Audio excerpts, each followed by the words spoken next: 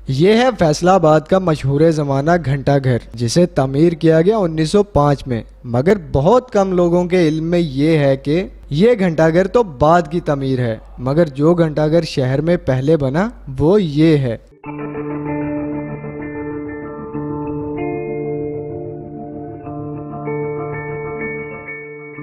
1892 में तमीर किए गए इस घंटा घर को मौजूदा घंटा घर से कुछ ही मसाफत दूर तमीर किया गया था, जो आज खस्ता हाली और खंडर की बदतरीन मिसाल बना हुआ है। इसका तो किसी को फैसलाबाद में पता ही नहीं है। सारे जानते तो दूसरे घंटाघर हैं जो 1903 में शुरू हुआ और 1905 में मुकम्मल हुआ। मगर इस खस्ता हाली पर सितम ज़रीफ़ी तो ये है कि इस तारीखी घंटा घर को अब बैतुल खला के लिए इस्तेमाल किया जाता है, जबकि फैसलाबाद के अक्सर मकीन अपने इस कीमती तारीखी असासे से लाइल्म है।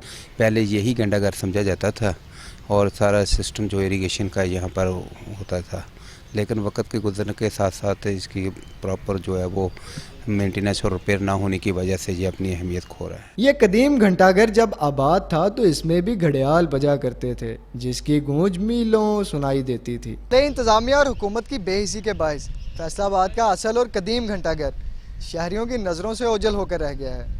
कैमरामैन मोहम्मद इरफान के साथ मोहम्मद अमनान, 7 न्यूज़, फैसलाबाद।